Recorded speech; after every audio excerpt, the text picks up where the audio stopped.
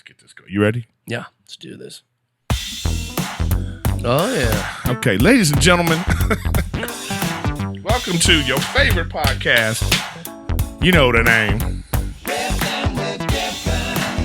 Oh, this is nice. Whoa, whoa, whoa! Riffin With Griffin. All right, this is the singing mic.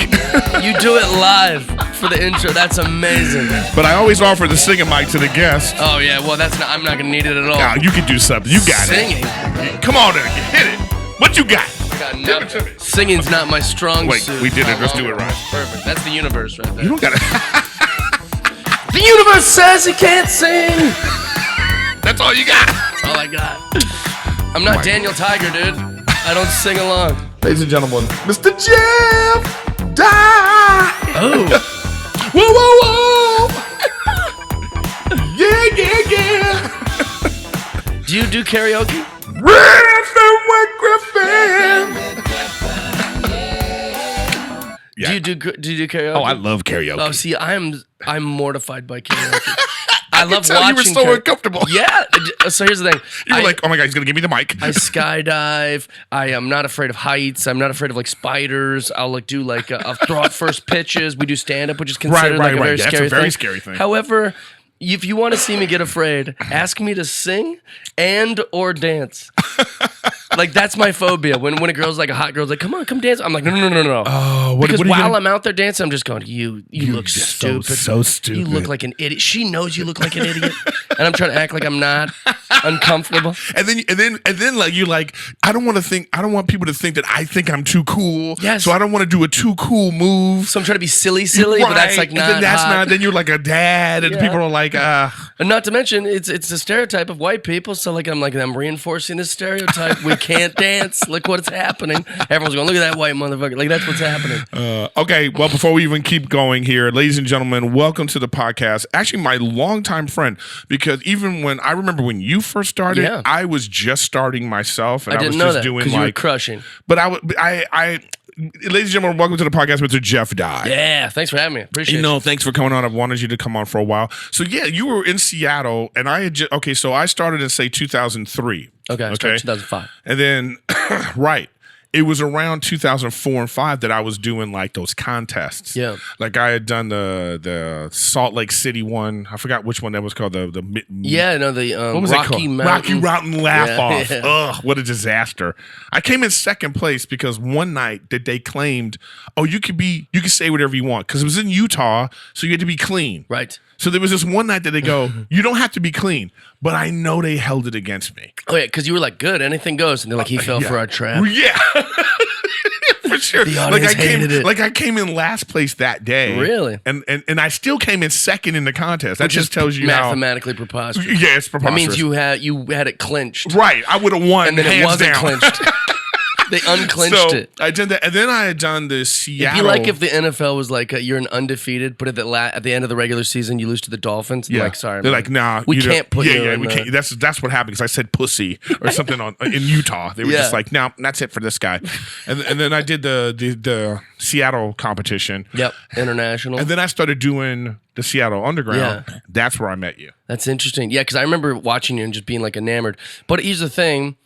With that is that I always say that like baseball, it's like you're a 5-tool player, they want you to hit, field, run, you need to do all that. Whereas like in comedy, let's say you were only 2 years in and you were still already like using all your other tools. Super likable. You knew who you were. Your voice was great. You commanded an audience. But I was then I remember the jokes were good too. And so I was like, yeah, he's banging on all cylinders. Yeah, but I was just older at the time, because it was like I had tried when I was 22, probably how the age you were, you know what I mean? And I just was like, I wish I was doing what you were doing at 22 when I was 22. I was 30 at that time. Oh, interesting. Yeah. So I was like, do you regret not starting earlier? No, I regret not continuing. Okay. So I tell people all the time that people don't fail in this business. They quit. That's true. And so for me, it's like I quit for a little while. I wish more people would quit. Can we say that? I mean, some of the worst comedians I've ever seen in my life, I've seen in the last 2 years. Yeah, and they've been around just for joining the just hanging in there, and I'm just like, listen, you're a horrible comedian, and this is male and female. I've seen a ton of shitty females. You're not excluded from this. This isn't just man-on-man crime. No, there's some dog shit female comedians that need to quit, and there's some dog shit male comedians that need to quit. But yeah, it's true. Any names? Any names? No kidding. I'll give you tons of names. I'm not afraid. What could have happened to me? I'm not. I don't care anymore. He really just said, "Who watches this?" I don't care. No, not that. I just don't care anymore. I've let loose of all that. I'm glad you said that because this is one of the things I wanted to talk to you about. Yeah. I've known you a long time. Yep. Like we've been friends, but not necessarily close. Sure. But we've been in each other's circle for a while, you know? And I've noticed from watching your Instagram, you're different. Thank you. You're way more biting right now. Yeah. I noticed that it's almost as if one day you went, you know what? Fuck this. Exactly. And you have a certain edge. What happened? Thank you for noticing that. Or not thank you for noticing. I appreciate that you've noticed that because it shows that you're listening. Yeah, I am. Yeah, or that you care. Yeah.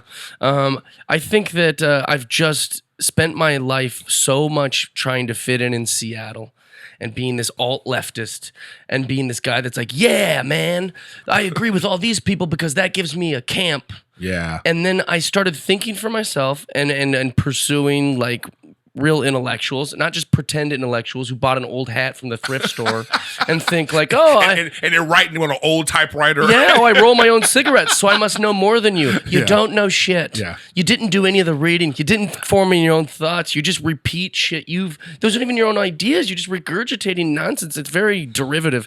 So I basically just started pursuing my own truth, and when I did that, I realized. And it took years and it took all these different things. Yeah. But there was just a day where I was like, I've spent a lot of my life pretending I believed something that I didn't. You know, and so when I was very young, I was like all about the church. And why? Because I needed a community. Where did that come from? My parents were agnostic, and the kids at school that were nicest to me were church kids. And so I was just trying to fit in. Oh, wow. But then I'd ask myself, do you really believe this, or do you just like the nice kids that are in church? Do you just like the religious people because they're nice to you? So it's not that I believed all the bullshit. I just wanted a group. And then I had another second coming of that in my life where I go, do I really believe in this transgendered stuff? Do I really believe guns are bad? Do I really believe I should apologize for being a white guy? I need to ask myself those questions. Or am I just calling myself a white devil and pretending I love trans people even though I've never met one? And you know what I'm saying? Like I needed to ask myself those questions. Do I really believe this? And am I lying to myself and everyone else just to fit in and make my life more comfortable? So interesting because I feel like I had Tony Hinchcliffe on the podcast too. And he had some very similar feeling about like, you know, being a straight white male is like, you know, it's like, oh, well, I'm one of the good ones. Sure. You know what I mean? What's a stupid way to think? Yeah, but it's like, he's like, I didn't do anything bad, so why am I? But I also feel like you also didn't do anything to help me. So it's like, you know what I mean? Well, that's the problem is that nobody wants to realize, everybody plays like identity politics. We're all horrible and selfish and narcissistic and evil. And it's nuanced. So it's like, I'm not a victim because I'm a straight white male. Right. And you aren't for whatever your fucking camp is. Totally agree with you. And so what I used to have jokes so one of the jokes I used to tell, and it's a great joke, I would say the one thing we need to all be honest and realize is there are bad black people and there are good black people. And there are bad Mexican people and there are good Mexican people. And there are bad white people and there are tolerable white people. And that was the joke. And I got a good laugh. But then in my mind, I was like, well, that's kind of a dirty thing I just did right there. You know, like, is it funny? Absolutely. Is it my personal truth? Like, okay, no. Now, when you do a joke like that in the past, yes, was there a part of you that was thinking, oh man, I wonder how this is going to be perceived? No, not at all. Like, you weren't Didn't thinking care about that. I knew it was funny. I know, but I feel like though that before there was some of you there was a part of you that was like, well, you know, I don't want to rock too many boats, as opposed to where you are now. Not where that you're just joke like, necessarily, but there was a lot of that. Right. Where I'd be like, I'll be the kitty cat guy. Right. You know, there's enough people angry and doing politics. I'll be the guy that talks about kids, you know, or be like whatever. Like, and I still try to do that now, except now I just want to be truthful. Right. I need the people to go, hey, you know what? I like that he likes everyone. And I think that's a dying idea, that I'm happy and that I love everyone. Yeah. But also I have zero tolerance at this age for anybody's victim nonsense. Oh, and it triggers me. I could tell, you know how I could tell, because I started to, when I really started to notice it, is just like I'd see you randomly at the club and I would like say something to you like, hey, what's up, man? Or like be like, or even I could be making some joke about something and you would just have this like real like heated, strong reaction. You'd be like, I'd be like, oh, Jeff's going through something. I always thought that. Yeah. I was like, oh, he is going through something right now. And I think that it's like, okay, so like you are the prototypes, typical, straight white male. Yeah. Tall, thank you.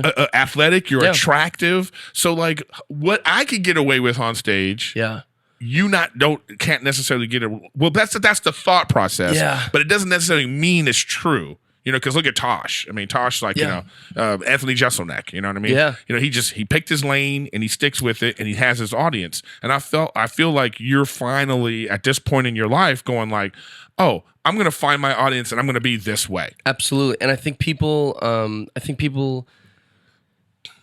you find who is fine. Like you figure out who you are. Like, and I think the crowds aren't good at figuring out what's funny. I think crowds are horrible at figuring out what's funny. How many times have you seen a hack on the road like kill? Yeah. These crowds on the road or like anyway. Yeah. But I guess my point is, how many times we've seen? That's a myth. We've seen the hacky people are right in LA. Right. We've seen bad comics, hack comics, thieves, and we've seen great comics all kill. Which means the crowd doesn't know what is funny. We know what's funny, but they don't really know what's funny. But the crowd does know what's honest. And I feel like that's one thing I will give crowds credit for, is I feel like they can sniff out truth. Even when I'm phoning it in and I'm just going through some jokes. We're transparent on stage. Right. But they can, so even if I say something, like I have a line in my act where like I say, all of our American problems are so trivial. Like, and that's what's really changed my perspective. I went to over 50 countries and I started looking at the way other cultures live and the way other people are actually oppressed. Yeah. Not just pointing, not pointing to billionaires and go, well, I don't have that, so I'm oppressed. Like, go fuck yourself. So I started realizing, like, some people just don't have water. Like, oh my God. I know. I know. And then my own friends are like, well, I ordered a venti and she brought me a grande. And I'm just going, that's not, what is wrong with you? The fact that you can afford $3,500 for rent shows that you're in the 1% of Earth. And I started like working this out in my brain going, what are people complaining about? And I have a line in my act where I go, people's problems here are like, well, I was misgendered at a farmer's market. You're like, shut up. That's not a thing. You made up a thing. And when I say that in Iowa or Virginia or Florida or Portland or Seattle, they all laugh.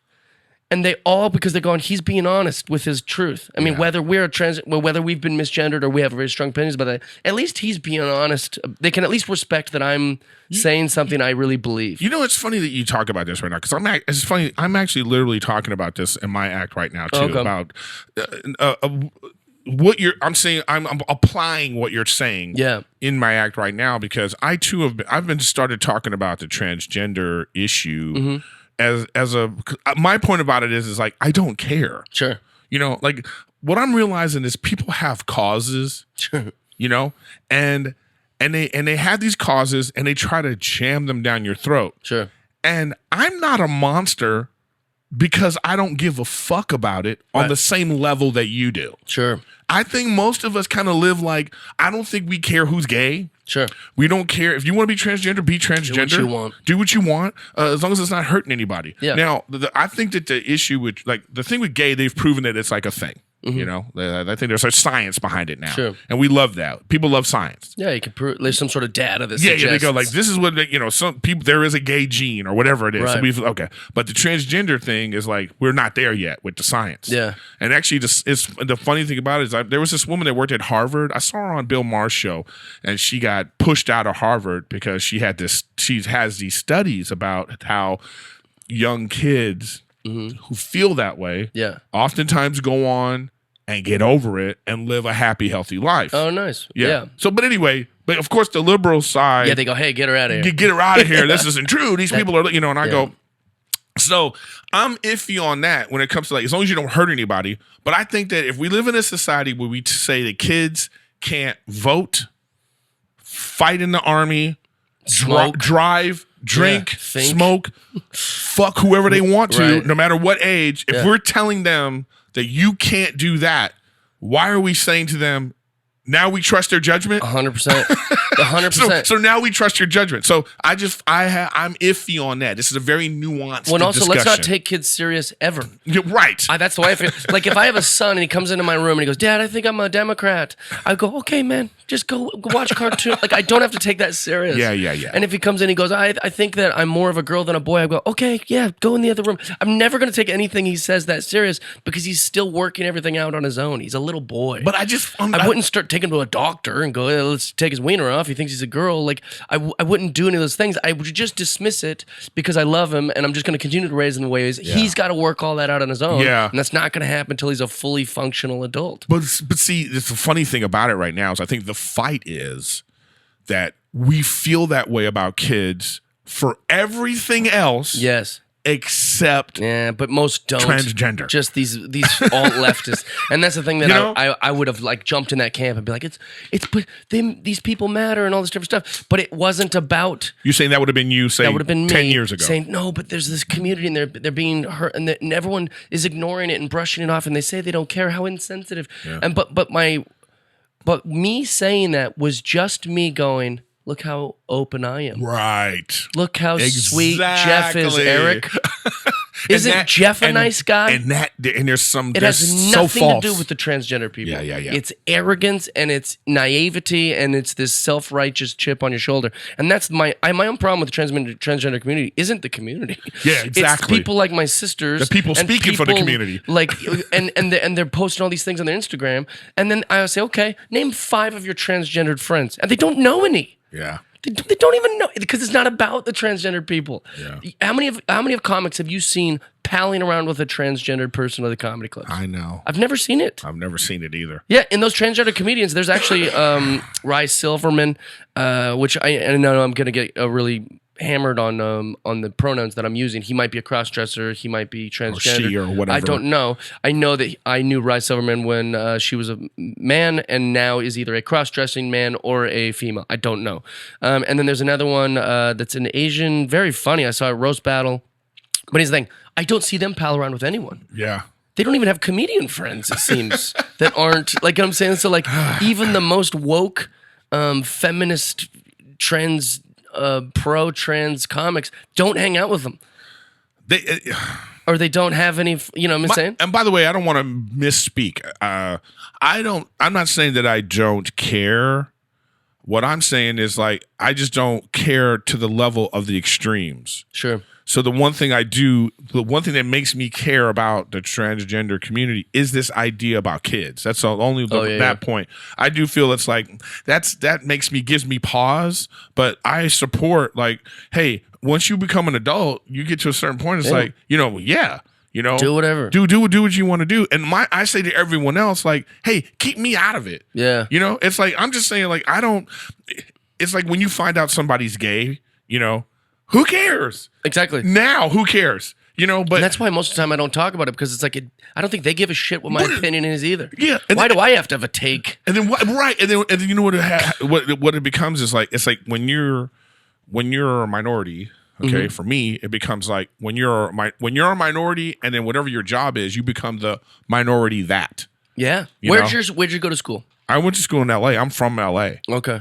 So I was born and raised in LA, but I went to all boys Catholic school. And you were the minority in LA? As a brown person? Yeah. It depends on where you go. It depends on, like, at your school you were the minority. Circles. Yeah. It depends on the circles your circles you're mostly in. White? I mean, yeah, there was a lot of, like, when I first was coming up, I went to, like, Brentwood. Okay. I went to school in Brentwood, and that was just, like, all white. Yeah. Then I went to, like, my mom in Seattle. I was the minority. It was mostly Asian. It was Asian. Yeah. But we didn't call ourselves minorities. Yeah. Well, I mean, but you could be a minority in a particular setting. Yeah. But, like, societally, that's where it changes. You know what I mean? I mean, there is such a thing as, like, privilege is real. Like, white privilege is real, male privilege is real, but I think female privilege is real too. Yeah, and this is the kind of shit we never talk about. Well, like, like, statistically, female privilege is real. statistically, white privilege isn't even as big as Asian privilege. But instead of calling it Asian privilege, we say, oh, aren't they the hardest workers? We go to some prejudice. We go to some strange stereotype of like, oh, it's because their parents are hard on the tiger moms, make them want to be doctors and and you're like, what? Let's talk about how much money goes into like making sure that they get into university and these kind of things. And there's like that stereotype has given them a privilege in Western culture, but nobody wants to say Asian privilege. It's just easier to say, I've been wronged and white people are. Yeah, so you're like do you feel like the champion for white people now? Not at all. I think but all of the things people feel towards white people aren't inaccurate. Let me be clear. Evil lives in me. That's my culture. Are you related to it? Yes, at least? I am a product of racists who made me. So that I'm not championing for white people. Ugh. In fact, I'm almost saying we're all bad. Yeah, I hear what you're saying. And I'm not going to not disagree with a guy because he's black. That's the stupidest thing I've ever heard. Yeah. And there is that kind of happening in like being white is not a problem anymore, and it's not like I don't know the term. It's still pretty fun, I'm sure.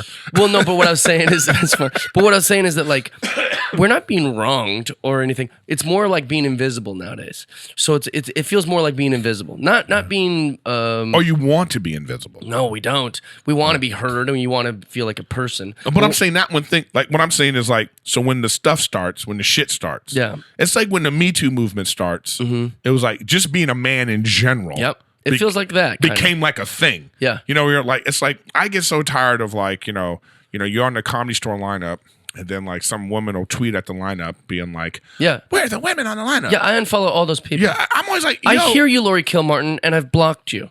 Yeah. I don't care that there's not women on the lineup. Yeah, I my thing is because for me, I just go, hey, take another look. It's still mostly white. So So actually, don't forget about what it took for me to get here. Eric, I've said this on my podcast, but I don't want to. I want to go back to the females of course. in comedy thing. Yeah, but I've said this on my podcast. If women are getting if they're getting in people's ear about how there's not enough women on these comedy lineups, then black people need to be a lot louder about how they've been fucked on this business. There's straight up just black comedy clubs because they haven't given spots. And this, so God, this is hard to articulate. There are a infinite amount of men who think they're funny. At our school, we had 35 guys all championing for class clown. Well, I'm the funniest. And we had like one funny girl. Yeah. And it wasn't because girls aren't funny. It's because they don't try to be. They don't value those sort of things. In fact, the women in my school, at least where I grew up, they were trying to be smart. And they were trying to be like soccer players. And they were trying to be pretty. And they were trying. So how many men did we have in our school trying to be attractive? Who wants to deal with that rejection? Yeah. And so like it's hard. Women just weren't trying to be funny. And that's exactly why there's so many more male comics. There's more men trying to be comedians. So if there's less women and there's more men, the lineups are going to be dominantly men. However, where this is relevant is that you know how many black comedians there are? A ton. Yeah. That numbers are pretty equal when you look at that. Like if you look in all the black comedy clubs, you look at all the open mics, you look at all these different things. There's a ton of talented and untalented black comedians who aren't getting the spots. Whereas women are a very small part of our comedy thing. Until more start turning up and trying to be comics, you're the minority in our group, and then they want that to be equal. You're like, dude, there's not enough. Because like I talked with Andrew Santini was on, and we said the same thing. It was like the ones that are doing it are doing it. Yes. The ones that are supposed to be on the lineup, they're on the lineup. Yes. And it's just that they just can't be on it every single day. So I don't know. That's the whole argument, and maybe just some comics they're playing dumb to how smart they are. There's a difference between equality of outcome and equality of opportunity. So, for example, the Los Angeles Lakers, like Jeannie Buss has given auditions or tryouts, I guess it's called in sports, to female athletes, WNBA players, to college female basketball stars. But guess what happens? They're not as good as the men who play. Yeah. So that opportunity was there. She gave them a shot, and they just aren't as strong or as big or as able as the men who are the best at that sport. So the outcome is the same, and the opportunity was equal. So in comedy, they're just going, yeah, give equal opportunity to the girls, but also make sure the outcome is equal. Yeah. And you're like, you can't. That's why girls bombing every night at Comedy Magic Club, is because they have no girls, but they need girls, and the only girl that turns up sucks. Just saying. I'm not afraid to say it. No, dude, it's It'd be like going to a hospital and scoffing that all the nurses are female. And it's like being like, this is bullshit. This is a sexist hospital. They've only hired 90% female nurses. No, nursing services are full of women who want to be nurses. Yeah. Men don't tend to want to be that job. Right. And So the ones that want to, they're there. Yeah. Is there There's a male? One of my best friends is a male nurse. He likes it. And he loves it. But he's probably around a lot of girls. Yes. His wife is a nurse who he married. Exactly. You know what I mean? Do we get mad that, do we call it a female patriarchy? Like that all the babysitters and nannies are female? No, we go, no, women are maternal. They're better at this. Love that joke, by the way. Thank you very much. That was, you got to check out his Instagram, but that's the one I really knew. Yeah. I was already knowing something was going on with you. But when I saw that, I was like, oh, he's full on. Yeah. You're full on finding your real, true comedic voice, your personal truth. Thank you. Oh, I think by squashing these things or even having these kind of conversations, and then making that into something funny that people like to hear is a way of making equality. By saying, hey, guess what? Your life is pretty good. And we're all the same. And guess what? I am just as bad as a feminist or a black guy or a Mexican guy. Yeah. You know what I'm saying? So that's my way of saying, no, we're good. We're doing all right. For the most part, we care. I totally Even agree. the fact that you would say, hey, as long as you're not hurting anyone, that's a really powerful statement. Like some people that are bad in their heart and not woke yet would be like, no, fucking, I hope we do hurt Muslims. And I think we should hurt gay people. Take the civil rights movement. They wanted them to be hurt. I know. They would use violence to make their message. And that's evil. I totally don't know what you're saying, dude. I just think it just comes with age and growth. And it's just like, I enjoy having intellectual conversations even on stage. Sure. Where I just, so our job is to let me express in my premise and in my setup that you know where I'm coming from, so you're not just labeled. Because this is what happens in comedy is people go, if you have a female in your joke, you're now a misogynist. Right. It's so stupid. You know what I mean? Yeah. If you're white and you just talked about a couple of black people, oh, this guy's racist. Just saying black people. Just saying black people. It's like, oh my God, is he racist? I have a joke where I say fat black lady, and then the punchline's like a positive part, and I can't tell you how fast I watch people go from triggered, and then because the punchline is positive, they go, oh, okay, all right, he's not racist. But you know what I love? I personally love that. I personally listen. I say fat bitch on stage. It's amazing. Yeah, I like saying I'll say big bitch. It's just because I like how it rolls off the tongue. You're that big bitch. Yeah, I love it. But I'm just saying, I personally like having a take, and what I'm realizing is it's important to really articulate what you're trying to say, because the message gets lost in the delivery. Absolutely. And also, I worked with Miss Pat on New Year's, who I adore. I love Miss Pat, and watching her set was kind of proof to this. It's not against the law to be racist, right? Right. It's not against the law to be an asshole. So guess what? We are among racists and we are among assholes, and guess what? They're allowed to do that. Is it wrong? Sure. Is it annoying? Just not on Twitter. But guess what? They're allowed to do that. Yeah. And when you also adopt that in your own mind, I have access to all the words, and I can say all the words. And once you know that kind of freedom, you can say big bitch. And if it's funny enough, people go, I love that guy, and that was great. It's just don't hesitate just because you think it's not against the law. But that's a comedian thing. Right. A comedian thing is I always tell people, if they could, don't have your demeanor show that you're apologizing for what you're saying. Right. Because the moment you feel like that, the crowd is going to go like this. Yeah, you're not supposed to say that. Right. So you have to own whatever you say. I love, so the only time I've slipped up on this was in Tacoma, Washington. And I have, in that specific city, they're all the door guys there are like these big black guys, and they're like my friends, and I love them to death. And they were like, dude, you cut it close tonight. because I slipped. I love referring to people as chimps because I think that we kind of are that way. We mean well, but we also think we're smart, and we're not. Most of us are pretty stupid. Like when I ask people who they voted for, they'll say the president, and I'll say, yeah, but who are the other people you voted for? What about like in like a local, like they don't know. They think they're informed voters, but they only know like the three main people, and they go Hillary, you know. And so I like ask it, like I kind of try to like needle on them, and then I try to remind everyone that we're pretty stupid and ignorant and biased, and we should just get along and love each other because you're not smarter than anybody. You think you are, but you're not. So I refer to people as never as smart as we think we are. Chimps, you know. But the problem is I started ranting about Richard Sherman, and I go, this fucking chimp. And then I was like, oh no, like right. And you're like, fuck. And but then people have their own association. Yeah, so people in the crowd were like, did he just call him a chimp? And then in my mind I was like, no. And because I didn't just plow through and ignore what I said, I addressed that. No, I usually call people chimps. And they were like, no, you called Richard Sherman. I was like, no, it wasn't. And so... Did you not make a chimp reference before that? No, I hadn't. I kind of just gotten into it. You did a callback from a previous set. Well, almost like, oh, they all know how I speak. Right. They didn't know how I spoke. And so, and then the door guys, but they know me. So they're like, oh, man, you cut it close. And he's like, I can't believe you won everyone back. Because I think I did that in, the first 6 minutes. Yeah. Because Richard Sherman, broke my heart. He's a player that played for the Seahawks. Yeah. He's one of my favorite players. I was obsessed with him. I defended him tooth and nail every time he did something stupid in the media. And then he chose to go play for our rival team. Yeah. And I hated that move because... he was like, well, Seahawks didn't want me, so I can go to whatever team I want. Yeah, but you chose to go to the team we hate on purpose. That's like me breaking up with my girlfriend and then her having sex with my best friend and being like, well, you didn't want me. Yeah, but you intentionally went and fucked my best friend. But that's what they do. And that's what and that's what Sherman did to the Seahawks. And so I was just ranting about that. You know, he thinks he's so smart. And then I sat and I was like, oh, God. And now I'm getting canceled now because But it went over. It went fine. I was like, thank God nobody recorded this. I know.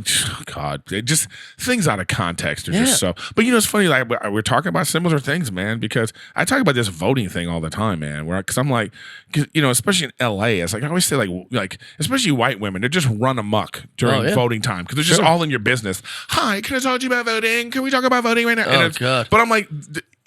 They always ask if you vote, and that's not the right question. The right question is, are you informed about who you're voting for? Sure. And I always bring up the point. I always bring up the point, like when you get the ballot in the mail. Yeah.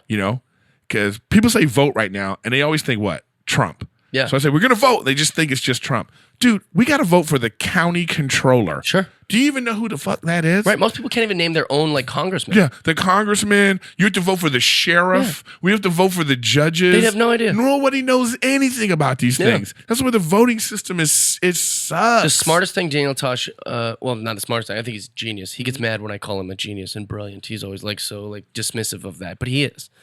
He said on stage one night, and maybe it was just a throwaway thought, but it was so smart. He goes, what we should do is have Hillary Clinton and Donald Trump live on television with no edits. They both have to take the SATs. And we film them taking the SATs, and then we post their results. And then we'll say, look, these are the people. And it's so true. I want to do that with all my friends. Sit down. I've spent so much time calling myself dumb, and then I did all the reading and I did all the stuff, and I started going, ugh. Forget the SAT. Yeah. Just the driving test. You ever have you taken that shit lately? I know I wouldn't pass. Dude, when I just had to get my license again, it was a couple years back. Yeah. Man, I was this close to failing. I had to answer the question because when you fail, they right on the counter, they go, okay, you failed.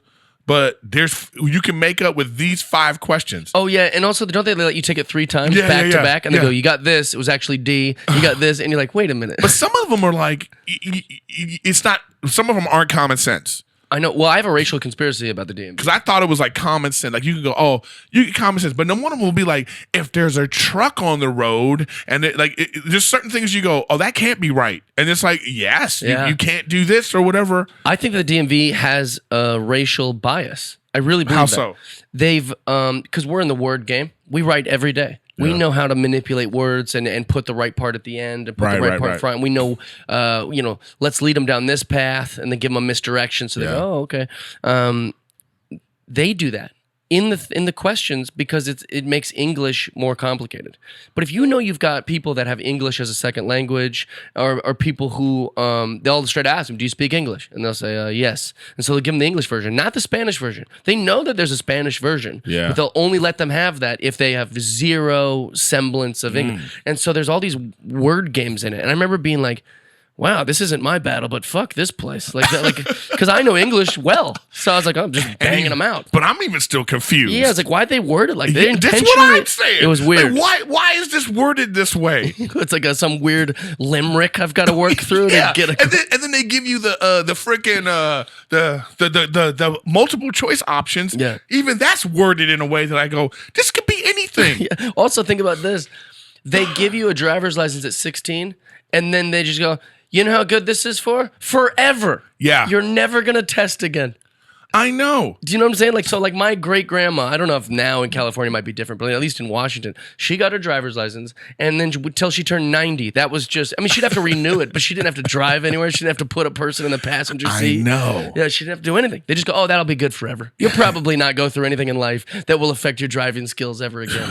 God, my mom has dementia right now, and she's like adamant about driving. And you're like, no. But what I want to do is I want to take her ass down to the DMV and be like, okay, go take the test.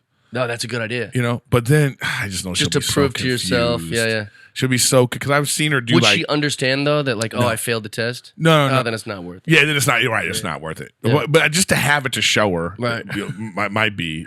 You drew a chipmunk here, Graham. You know, it's like it's. I don't know. I mean, I hate that we still live in a world where we have to continuously be aware of race and gender. It's annoying. And it's so freaking annoying, especially as a comic. It becomes annoying because sometimes you just want to go on stage and you want to go, I want to talk about this, and I want the audience to fill in the blanks with common sense. Sure. But it just honestly doesn't work like that. And then you find that it doesn't even work like that even when you're having conversations with people. Yeah. I was auditioning for this show, Dr. Ken, actually. Oh, nice. I might be doing a project with him very soon. Back in the day, Dr. Ken, it was his, when his sitcom first came out, I went out for like one of these parts, and I'm testing for it. And That's great. I'm in the lobby, and then one of the guys that's testing, he's gay, super gay. Okay. So we just having a conversation, you know? And the gay parade was coming up. And I was like, man, I said, listen, I can't stand that gay parade. You know? Because I'm like, it just fucks up traffic. Yeah. You know? He's like this, oh, it's about the traffic, huh? You know? I was like, yeah, bitch, it's about the fucking traffic. Yeah, the majority. Yeah, it's all about the traffic. You know, because I have to go to the Comedy Store, and you have to pass all that. You can't get to the Comedy Store. You're affecting my career. You're affecting, like, you know, but he just would not let it go. Interesting. Oh, shit. He just would not let it go that it was about that. You know what I mean? Well, because, it's something that he thinks is really special. But here's the thing, is like all the things we think are very special don't affect traffic. Yeah. You know, at least all the church people are in a church. Yes, man. They're not in the street. Listen, if there was a Catholic, you know, I don't like marathons either, by the way. Every year there's a Mormon parade that shuts down 17 streets. I'd also vent to you about that. Thank you. Yeah. I would be like, you know, that Mormon parade? That shit is bullshit. It's fucking up my career. And I bet that gay guy would go, yeah, fuck these Mormons. Do they really? Because he would feel. If I would have said to him, like, let's talk about the LA Marathon, because I can't stand that shit either. He go, the LA Marathon, that's the Sunday. Worst. You got to drive 6 miles. I'm trying to get to Earth Cafe and I can't. It's the same. He would do the same thing. I know. And so it's just, I was so annoyed by him. But it was one thing in his little craw. Yeah. And then it's like, I just go, damn, this sucks. Yeah. So it's like, you know, you find yourself wanting to be around. I have a lot of comedian friends, and I think I have a lot of comedian friends because I know I could say some fucked up shit. I said that to Tim Dillon. You know, we could say certain things. What we like about each other is that, like, it's like the old days. You can speak freely. Yeah. And, like, even if I say, like, a horrific joke about, like, abortion or something, and some of your other non-comedian friends, they would be like, huh. And Erik would be like, dude, you would go, nah, he's just making a joke. Was it a good joke? No, but he tried. Yeah, that's what he's doing. That's what I would be talking about. That's what he's doing. Yeah. I was like, you really want to go with that one? You know what I mean? But it's like we just don't have that. We don't have enough of that in society. I thought that social media was going to be that outlet. you know? Sure. Well, yeah. But it's now that's getting policed. It's really not. Yeah, it's I like don't remember it really who said it. I think maybe it was Joe Rogan or I don't remember who said it. I don't often quote Joe Rogan, but there's somebody says like there's so many people working. You know, like there's so many people like in cubicle jobs and factory jobs and these things. And HR is such a big deal to try to keep like a safe work environment that now we've made society like an HR thing. Like, oh, I can't say that in society. Because he's like, no, you can. Yeah. You can say whatever you'd like in society. You have freedom of words. You have a freedom. That's a tool. You can use your words. So like you probably should never say the N-word. But if you're trying to upset a black guy and you want to get in a fist fight, that's the go-to word. If that's your goal, what a great tool. What are you trying to achieve right now? Yeah, if your goal is to hurt someone's feelings and you're yelling at a lady, the C word is a very effective tool. Yeah, it is. It's not against the law to fire that out there. Yeah, if you want those social consequences, go ahead. But but now you have social consequences by saying anything on Twitter and all this kind of stuff. People got more mad at Roseanne Barr for making an awful racial tweet than they did Jesse. What is it? Juicy Small Sommier, you know that guy. Like he did a whole thing. Nobody cared. People did care, but people were like, "Can he make a comeback? Can his career bounce back from what he did?" I'm actually so glad that happened. Yeah, that he ended up being a liar. Yeah, the reason is because all of my liberal Hollywood friends, I'm looking on their Twitter and they were like, I am outraged by what happened to this guy because of Trump, who they don't know. Yeah. And it's like, you know, what he did was he weaponized this liberal bullshit. Sure. He weaponized it.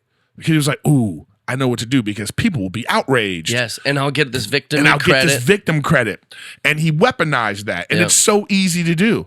And it's like, and the thing that pisses me off is why people don't understand why we have due process in the court system. Absolutely. We have due process. We're supposed to. But the due process is important. It's like, you know, it's like when the Me Too thing first came out, it was hard, man. Yeah. Because it was like, you know, somebody could say whatever they want, and then there was all this like, believe the victim. Right. Like 100% of the time. You believe the victim. And it's like, oh no. Yeah. No, you take the victim serious. Yes. You investigate. Sure. And then you come up with a conclusion, or you come up with like a plan of action. Sure. But just to be like, oh, whatever you say is true because you said it, go fuck yourself. There's a female comedian, and I won't say her name just because I bet she doesn't.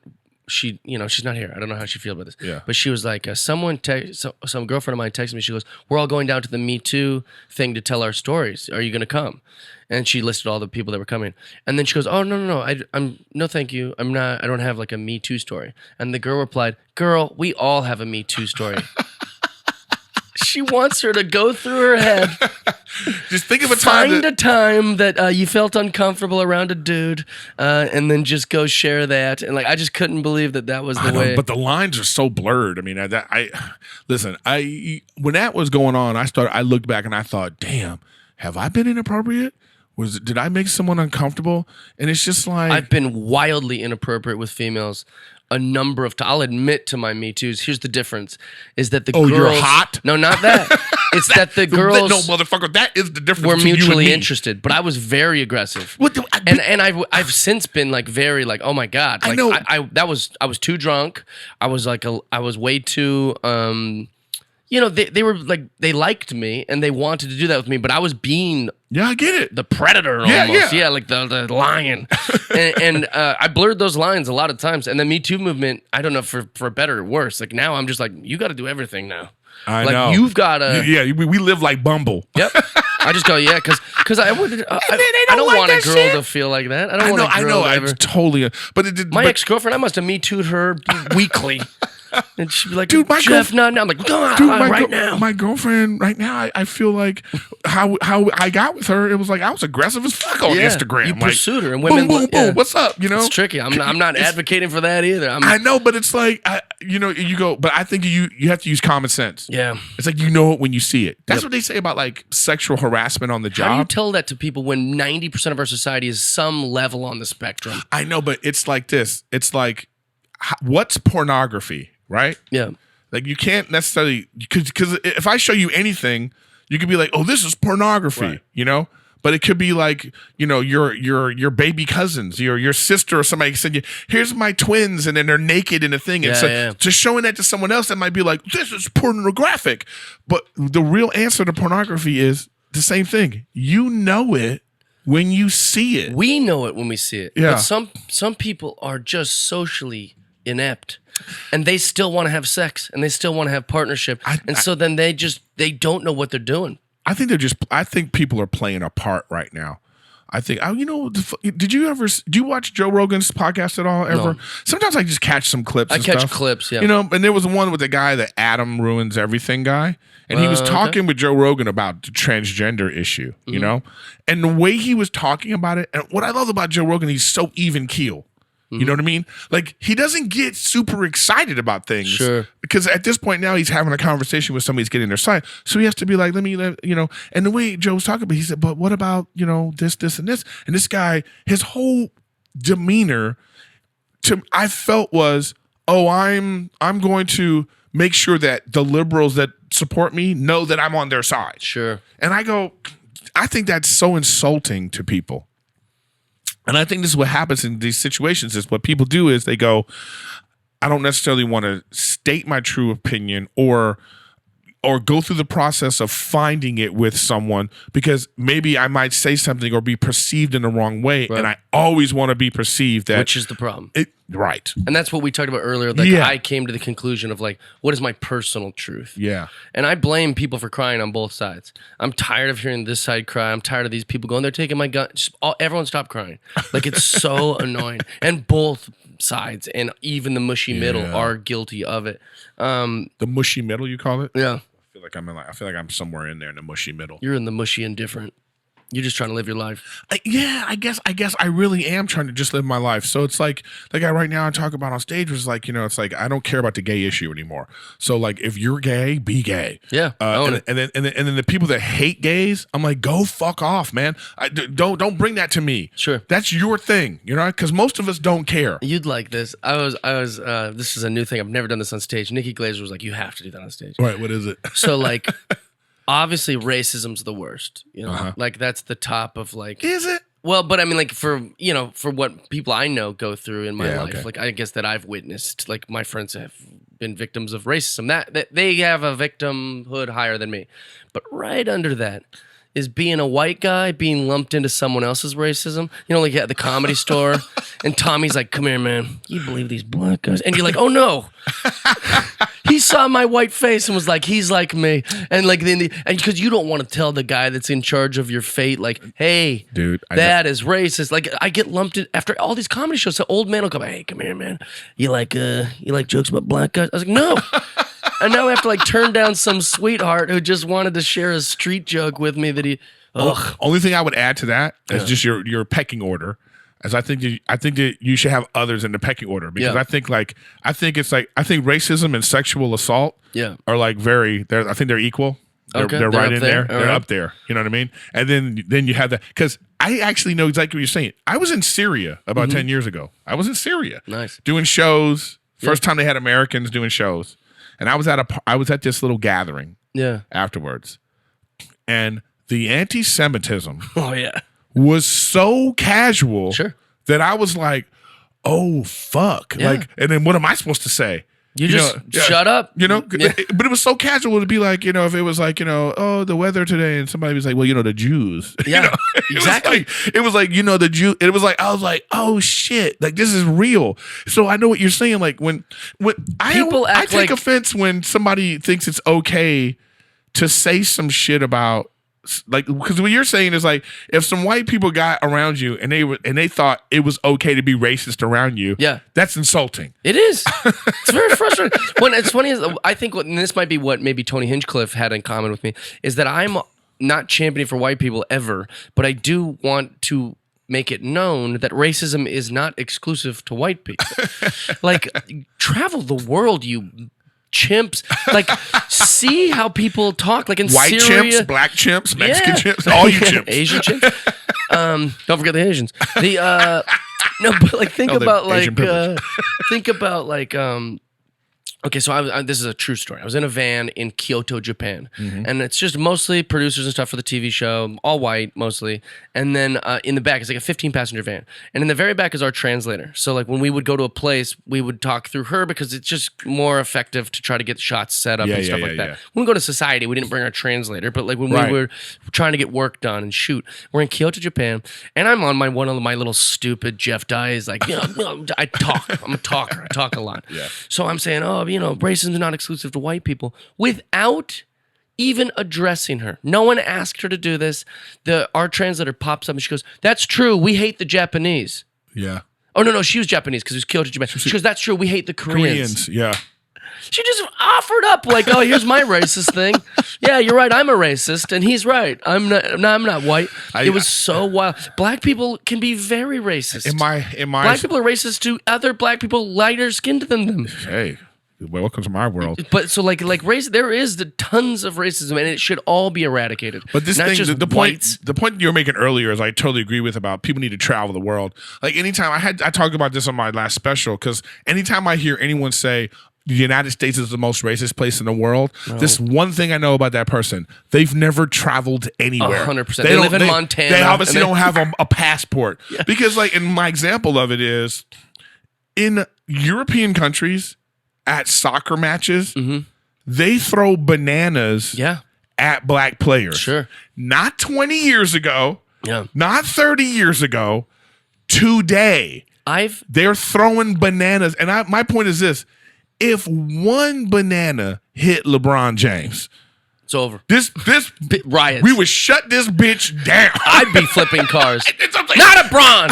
That's what I'm saying. White people would be outraged in this country if that happened. My friend Derek maybe, but not Bron. That's what I'm saying. So it's like, don't come at me with this fucking like we're so. Yes, we got issues. Yeah. Yes, we got problems, and it's like we have class issues. Sure, a lot of class issues going on in our country. But like, let's not act like there isn't some really awful shit going on in the world. That's why I was like, I wish that like I had some sort of platform when Kanye West goes, George W. Bush hates black people.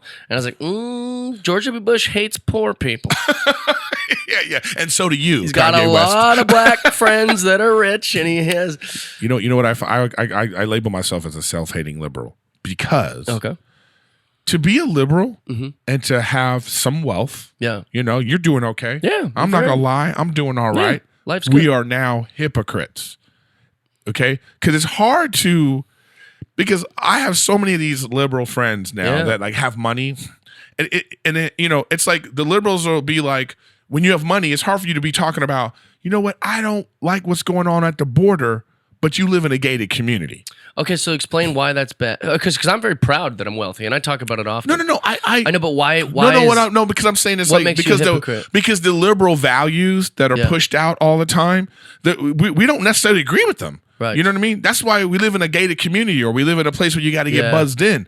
It's like the don't fat shame, but that's why we got trainers and like not me, but you know what I mean? I find hip hop music to be hypocritical. That's what I'm saying. That's what I mean. That class system of like, oh, I'm from the ghetto, I'm from the trap, but I got millions and I got gold teeth and I got I find that to be hypocritical. That's the same kind of hypocrisy though, is what I'm saying too. Is like you're not one of these people anymore. You're not one of the blue collar people anymore. You're somebody. For instance, take Silver Lake. They live in like a freaking $1.5 million condo, and then they stepping over homeless people. Yeah, and they act like they're so But here's one of them. I have a friend. I'm not gonna say her name. Anyway, there's an actress. This is what happens a lot. An actress, if she was fat, and she's out here, body positivity. Sure. So you got fat girls out there going like, oh, thank you for making me feel. But then that same fat actress will go and lose all that weight. Absolutely. And get healthy. Sure. So what about the army of big bitches at home who were like, I thought this was okay. Right. So that's the hypocrisy of it. Because they don't believe it. Exactly. They don't believe it.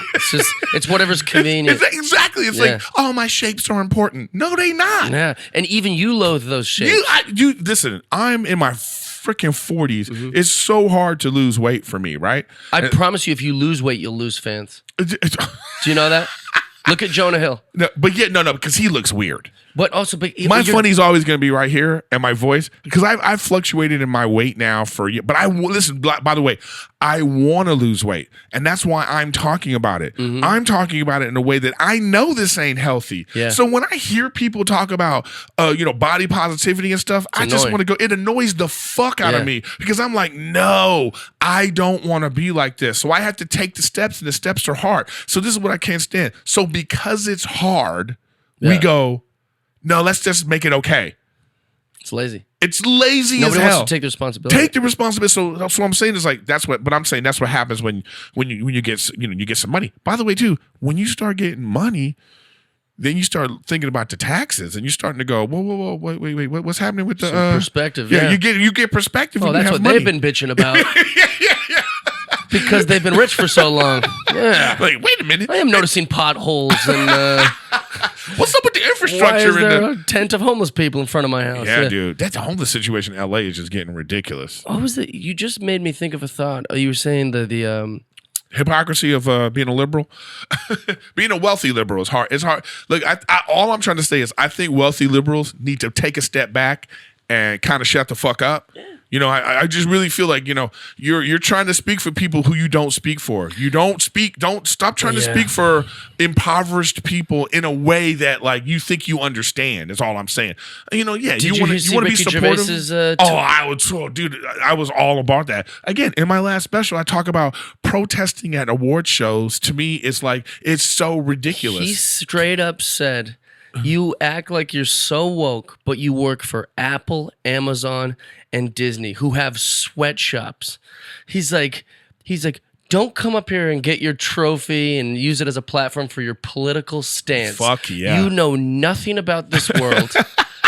Get your little trophy, thank your agent, thank your God, and fuck off. You saw people going, ooh. I saw Tom Hanks was like, whoa. Yeah, and when Tom Hanks was like, well, I was going to say a thing about a thing.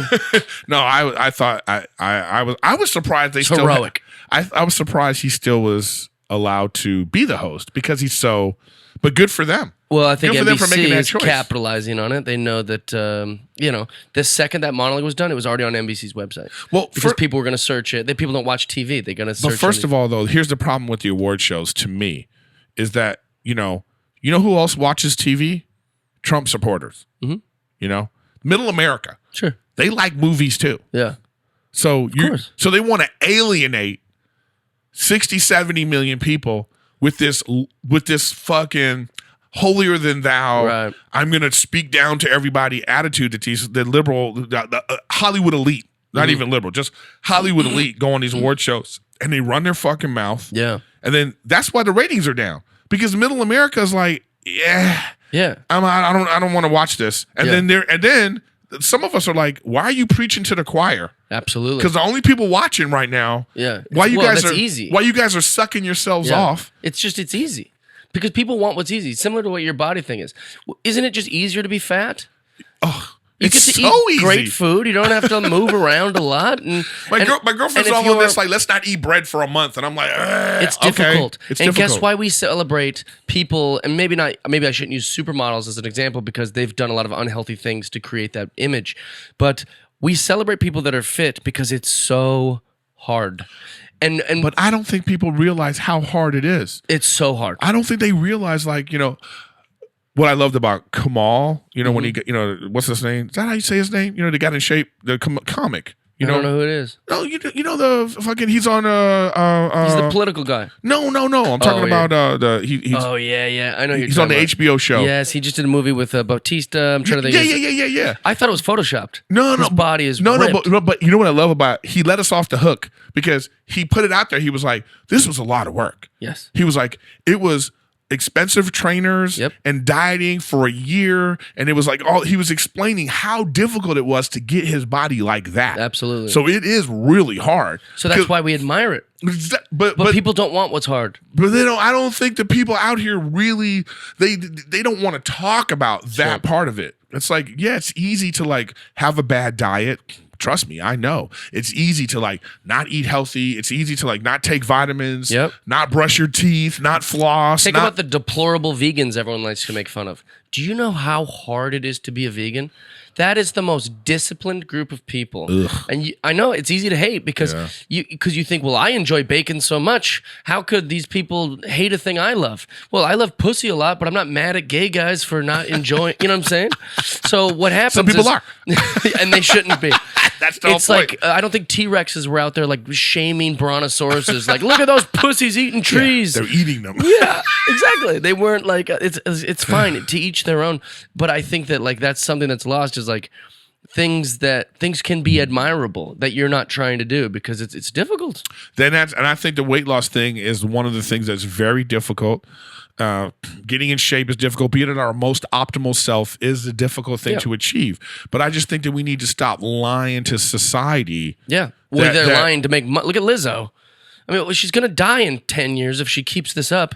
And then she's just championing to overweight girls to like continue to just be big and do what you want and eat bad and sell it. We should. Yeah, but like, what is it called? Like obesity. Obesity's real. Yeah. You know, and they don't want to see it. And these people they're obesity deniers. You know, like obesity is like liberals' global warming. Yep. You know, 99% of scientists say this is a real thing, but these fucks want to be like, no, feel good about yourself. And guess what? I love you fat and I love you skinny, but I guess what? I'm not going to feel that bad for you when you have a heart attack. I know. I have a good friend who's like so political, annoyingly political, and she just had some health problems. I've never seen her without a cigarette in her mouth. Right. So you're going to smoke cigarettes. Fuck yourself. Yeah, you're going to smoke cigarettes 24 hours a day. Dude. And then you want me to Facebook, but oh my God, girl, get well. It's like like that kind take responsibility. That kind of chick, I don't want to hear her talking about how we need health care for everyone. And she does. She should go fuck herself. Because, I'm telling you. Like, here's the thing. If you smoke, if you're a smoker, vapor and all this stuff, no, you should have a really high deductible. Yeah. No, we don't get to pay for your choices. That's another thing politically that like is very complicated is like, I think you shouldn't even be allowed to have Big Macs if you want the government to pay for your health. Or it should be a sin tax, just like fucking cigarettes. Yeah, absolutely. You know, like I say, if you're at a certain body percentage, you should... You have a high deductible. Yeah. Like my insurance shouldn't be the same as your insurance. Absolutely. We're doing different things. By the way, going to the gym should be free. That should be part of your insurance. That's interesting. I've never heard that. Yeah. Yeah, that's what I think. I think going to the gym should be free. It should be part of because taking care of your health, you don't go to the doctor as much, so you're not using that insurance money as much because you're healthier. That's good. So I just think that these are the kind of things. But that's what I'm saying. It's the hypocrisy that we all live in. Well, I think it's so annoying. I don't know if you've ever listened to like Jordan Peterson, but he's a genius, and he always talks about like this. People think the secret to life is like being happy all the time. No, the secret to having a productive life is not only having purpose but taking responsibility. Once you have a purpose, so like you take rats, right, and you give them cocaine, and they're very addicted. But if you take a bunch of rats and you put them in a maze, they don't care about the cocaine anymore because they found some sort of purpose. Yeah. They're looking for an exit, and that's our lives. Why is the Midwest taking opioids and doing? Because their city is depressing and they don't have a purpose and like, what am I going to work at Walgreens for the next fucking 30 years? No, I'm going to blow my brains out because this is not a good way. It's hell. They're living in hell. And so like people need to find a purpose and they need to take responsibility instead of crying about how their rights are being taken away and it's because they look a certain way that Earth has treated them bad and it's pathetic. You heard it here. You know, we didn't even get to get into sports and stuff. I know, man.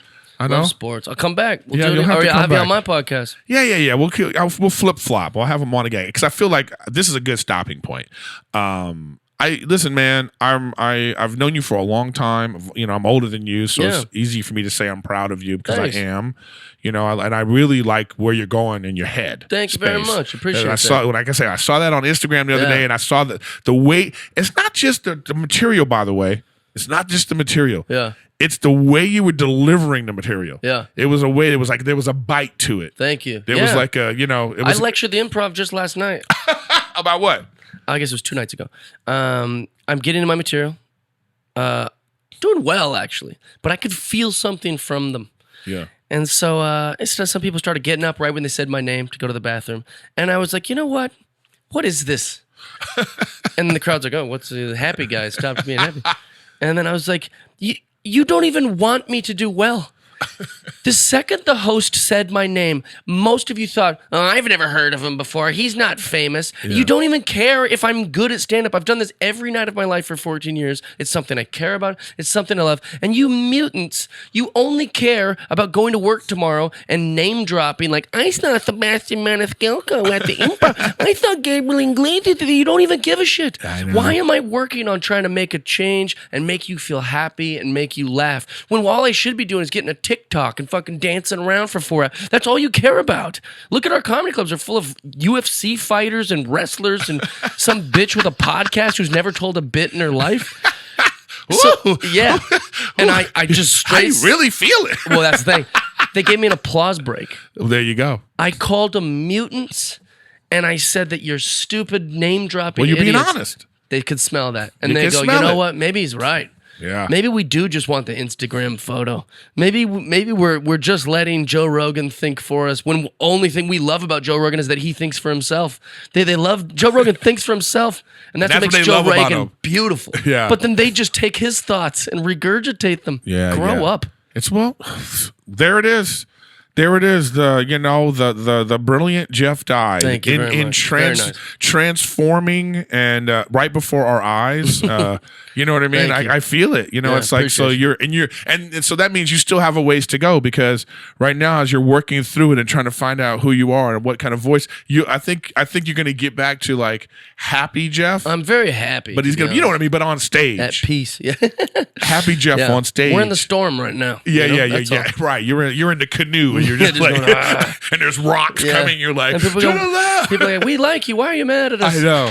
I find, man, my biggest problem too is like having an emotional outburst because I'm a happy-go-lucky guy too, and so but sometimes I'm on stage and I feel like, ooh, I'm being too like aggro, whatever it is like that. So I'm trying to work on that myself, but it's like it's an ongoing process. I've heard, I don't remember who it was, like maybe it's Brian Regan. He said the difference, like the turning point in his career was when he realized like, I shouldn't just be telling them jokes. I'm performing jokes. And then also sometimes, Jerry Seinfeld said this once, and then I won't say it as beautifully as articulate as Jerry is, but something along, the idea of something like this is that like, we're not just like putting ideas out there, like, hey, here's an idea. We should be telling them the ideas. Yes. We've already came up with it, and we're telling them the idea. Instead of going, do you like this? No. Here it is. And there's a big difference between that because they kind of going, oh, is he just half baking this? That's why they don't like seeing a notebook on stage. Is because they go, wait, he didn't even respect us enough to like prepare something.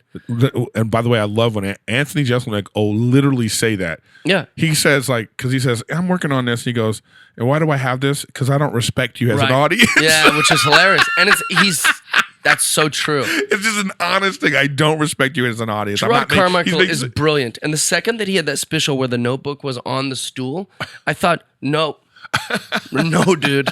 You might have thought that was like some like cool thing. Like, look, this is like all just coming off the top. It's like thoughtful ideas that are half baked. It shows that you don't respect them.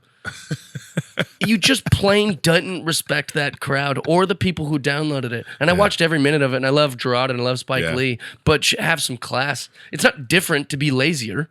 Yeah. Well, you know, I'm a good friend of Gerard's, and like I always have these heated discussions with him about his artistic choices. But like I want to tell you, they're all choices. Sure. And I love him, and I like what, and you know, he could say I tried something, or that's I've seen like Dave Chappelle bring a notebook on stage and do it, but it's because it's the Comedy Store and there's like 50 people there. Yeah, it was again weird choice. A very strange choice. You know, strange choice. It's just like, you know, was it be my choice? No. Would it be your choice? No.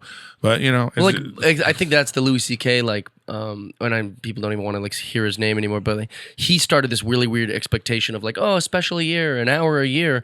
Where like when we, and I'll put you in this group, like when we were in school, we would watch people put out an album, and they worked on that for like 8 years. It felt like it. It felt like it. Well, then listen, the word special needs to just be taken off of it. Sure. This is all content. Yeah, it's just content. Well, I think that like Tosh talked about that one time with me in private. Is he was like, dude, I wish that I didn't put out any of that stuff, but I had it all, and then I just did like almost a highlight reel of all those things that came out, and then that would be the special. Everybody would be like, this special's amazing. It's like, yeah, because it took me 15 years to come up with all that. Right. Like an idea here, an idea there, and a fun joke here, and a clean thing, and then a dirty thing, and then a people love take your whole library and strip it of all the shit that worked. That's the special. I know. That's what would make it special, but but now we need to call it something like the greatest hits or something. It needs like a new name or something all like these that. crowd work things on Instagram. I love you, Andrew. Love you, Adam Ray. But dude, I put one up because I had this magical thing happen at the Ontario Improv. Yeah. So I put up this clip because people are doing whole specials of crowd work. I know. That's the whole thing. They're like, I just need content, and what's the quickest way to generate that? It's to show how witty I am with an audience member, which is kind of cheating because they already are going to like me anyways, and it seems brilliant off the cuff improv nonsense. I personally hate when a crowd, like let's say I do a 45-minute set, hour set. Yeah. But there was some drunk chick that I dealt with for 3 minutes. Yeah. I hate when somebody comes up to me afterwards and goes, I was her. Oh, no. That, and you know what my favorite part of the whole thing was, I was like, so this material that I've been working on and slaving over, this act that I put together, you're telling me that you don't, what's the point? That's exactly it. Get a TikTok, wiggle your wiener around, fucking say some nonsense, make a meme. It's all over. But in closing, I think that it really is about understanding the difference. I think you're dealing with this right now. I think we're all dealing with this, but me and you particularly are like, because I just talked about this on a solo episode that I did, that it's about balancing wokeness and trying to make a point about something and being entertaining. Sure. It should be funny also. That's what Nanette missed. Nanette, what a beautiful idea. What a beautiful sentiment. What a beautiful meaning. What a beautiful speech. But it wasn't funny. Yeah. That's what I'm saying. Like what? Then why is this stand-up? That's the thing. Call that a one-woman show or something. Yeah, that's what you should call it. Because it would be like if Martin Luther King, like if you took the I Have a Dream speech and then you put it on HBO and said comedy special by Martin Luther King. Exactly what happened. These stupid fucks at Vulture and all these fucking places would be like, oh, this was the most brilliant. Finally, a stand-up with a voice. It's not a stand-up. I was just like, you could take any speech. You could take a Hitler speech and be like, it wasn't Hitler was killing at that perspective. He was killing at that one speech he did. It's like, come on, man. Nanette did what, except she didn't get the same response. But it's like M. Night Shyamalan made a movie called The Village, and he made a really good movie. I love The Village. Horribly received because he gave a good movie but advertised a horror movie.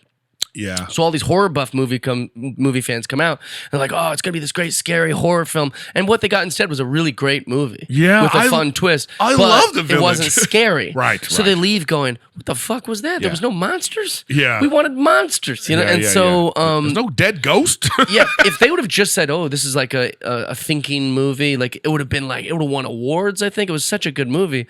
But the problem is they advertised it like it was gonna be Krampus or something, and nobody. You didn't get that. And that's what kind of Nanette did. She gave a really great thing that liberals loved and any lesbian with an article and a blog fucking went crazy about. But she didn't give us stand-up. I wanted stand-up Nanette. Yeah, because she's very talented. Give me more of the stoplight humor. That's what I like from you, Nanette. Yeah, it was. Yeah, I totally agree. Yeah, and I think that what we're trying to balance in the entertainment society right now is to try to find out, remembering that it's called the entertainment business. Sure, absolutely. And I think that I've never wanted, and earlier in my career, I never wanted to be real political or talk about these kind of things. I just had no interest. But it's also because maybe I wasn't there yet. You weren't. So I didn't. I was like, you for sure weren't there yet, man. You weren't there, and then you're just like I'm saying. I feel you. Because how old are you now? I'm 36 now. Well, that's what it is. Yeah. You turned 35. Grew up. When men turn 35 is when we go, oh shit, I got to get a real job and What am I Twizzlers? Yeah. That's when you start to go. Well, I got to put money in the bank, and you start change. That's when we, unfortunately, when we become when we start being a grown ass man. Can't be snowboarding. I'll break my leg. I have a mortgage. You're welcome to being a grown ass man. It feels good. You know what I mean? Welcome to this side of it. You know what I mean? So, and then 40 is going to hit, and that's when you're really going to get into your groove. No, I'm ready. I'm ready for it. You're ready. He is ready. But ladies and gentlemen, I want to thank you for watching. Please subscribe and share. I'll have all of Jeff's info underneath. He has a great podcast. What's it called? Jeff Dye's Friendship Podcast. Jeff Dye's Friendship Podcast. And are you doing the show with Terry Bradshaw on them again? Oh, no, that's done. The show's done? over. But it was great. Yeah, 2 seasons. It's still on Hulu and stuff like that. Right. But I got a bunch of projects coming out later this year. That'll be great. All right. On So TV. anyway, I'll have his website information, all that stuff. You can find Jeff on there, and I'm going to go on his podcast, and I'll have him. I like having repeat guests because I just like talking to my friends, because especially when they come into my place. I've had a lot of weird requests. Like I was on Theo's podcast, and we were talking about guns and stuff. Yeah. So this Republican, this guy hits me up. He goes, "Hey, I'm an ex-cop. I'm white. I'm a conservative, and I want to come debate you on your podcast about this." Jeebers. And I was like, sounds interesting. But at the same time, I was like, I don't know if I want a motherfucker like that coming to my place. Well, you know what's interesting is like Bill Burr was like, your studio's in your house? And I was like, yeah, because I built it in my home. Yeah. But that's part of it. I want you to know you're in my house. Yeah. I get better things out of people. Yes. Sometimes so much good things that they go, hey, can you edit that part out? I probably should. And but I like that because they're drinking out of my glass. Yeah, I bring them into my kitchen. I say, well, this is from my fridge.